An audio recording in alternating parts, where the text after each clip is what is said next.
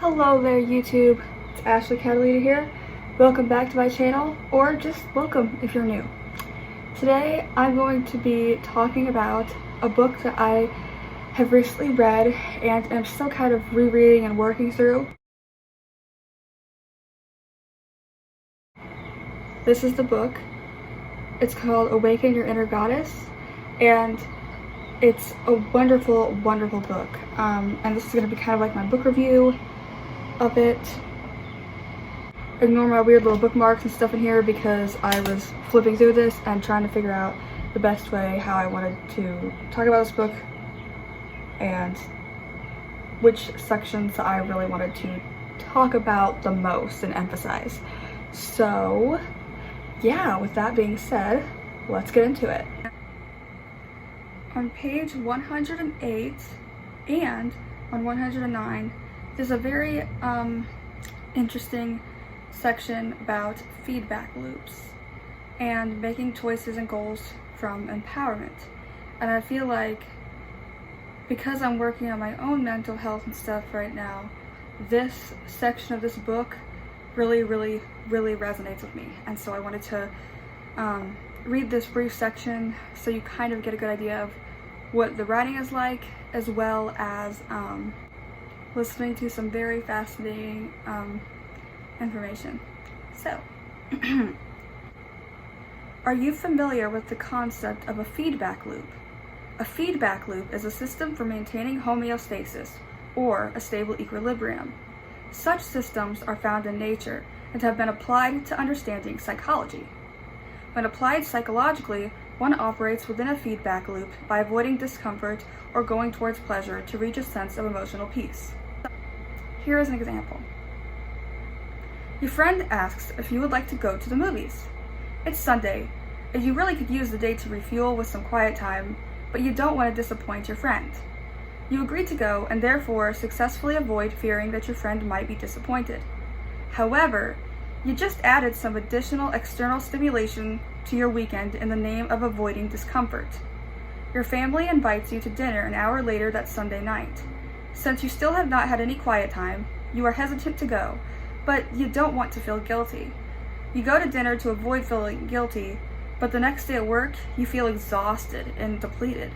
Still, it feels rewarding that you did not have to fear anyone feeling upset with you for letting them down. Let's investigate this loop. Instead of going towards positive internal feedback, how you would have liked to spend your Sunday, you participated in activities to avoid negative feedback, the internal experience of negative emotions. To avoid feeling fear or guilt, you sacrificed your self-care and personal boundaries at the expense of your mental and physical energy. You can imagine how this negative cycle might continue as your exhaustion and depletion increase. Now let's infuse the same loop with homeostasis. Your friend asks you to go to the movies. You like this friend and enjoy spending time together. You tell your friend how much you enjoy their company and offer a less stimulating activity for possibly a shorter period of time, like going for a walk. This activity includes your self-care, healthy boundaries, and the positivity of connecting with a friend in a way that works for you. After spending a lovely hour walking together through the park, your family calls to invite you to dinner, which on this timeline is still several hours away. This gives you time to decompress and assess how you feel before agreeing to attend. In the previous situation, the guilt may have come from a combination of you wanting to have family time, but also needing your personal time to refuel. You may have felt guilty at the idea of choosing yourself over your family time. In this situation, you have time to yourself to refuel. Check in with yourself and discover that you are recharged enough to go to dinner without feeling like you have crossed a personal boundary. You will get to have family time, and it's not at your own expense. In both of these situations, the relationships are healthy enough for you to be your true self. But by caring for yourself and asserting your needs, you can have even healthier relationships. The great news is, with the right people, you can keep practicing over and over until you feel comfortable with the process, and the love within your connections will only grow stronger. Approaching things from a positive feedback loop will help you discern where you want to go next, both in small steps throughout your day and big strides throughout your life. This section of the book I can relate to this so much, okay?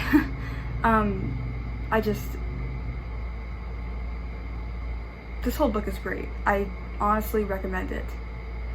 5 stars. If you're spiritual and you're interested in psychology and you want a really good self-help book that has some really interesting things to think about and writing prompts in there, seriously, check out this book. This book also talks a little bit about shadow work and how doing shadow work can help you learn how to love yourself fully and entirely as you are. It talks about the gifts that your shadow self actually has, and even though these are things that, we don't often like to acknowledge about ourselves, or things that we try to repress about ourselves, or just parts of ourselves that we don't like, or that society doesn't like about us, so we try to repress those things, these aspects of ourselves are there for a reason. It's kind of like how negative emotions are there for a reason.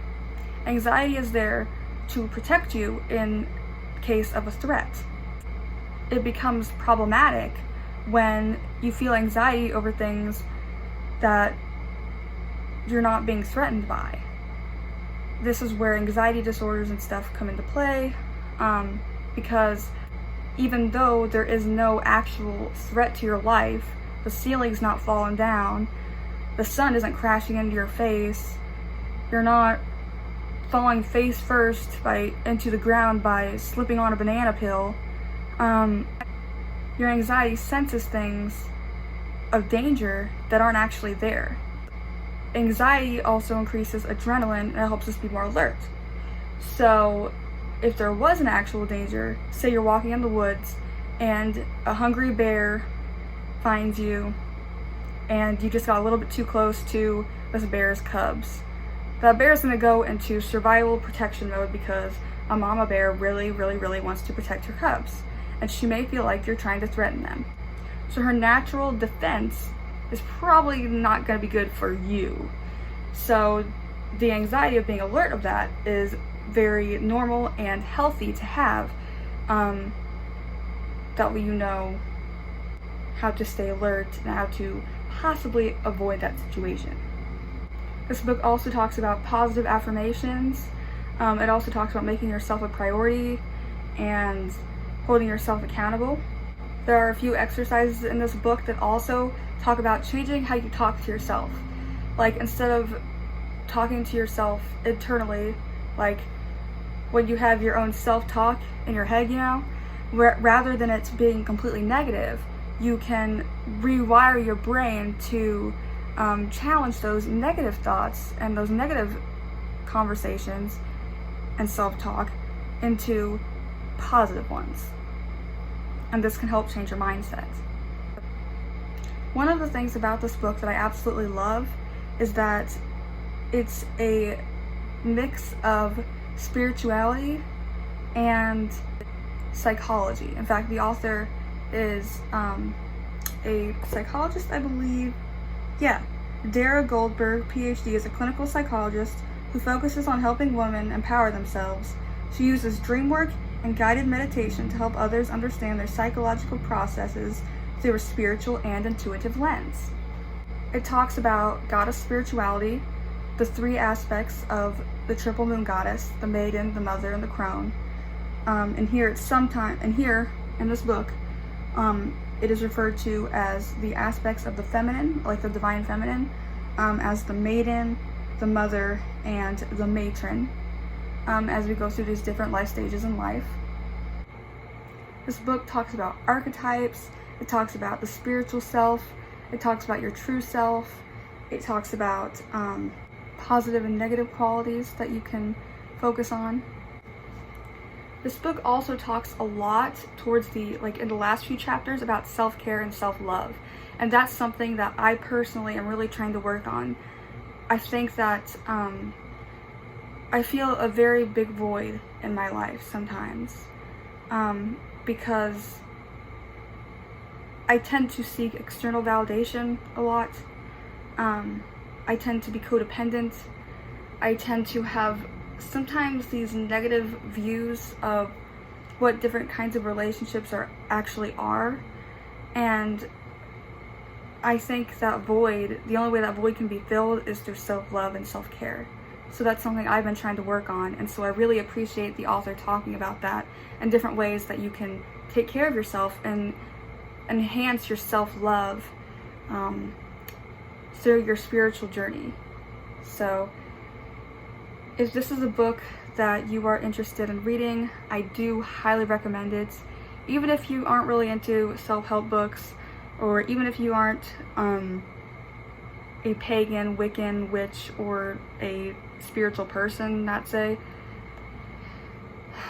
this book may actually at least help give you some insight, and it might actually help you a little bit with some of the tips that are in here.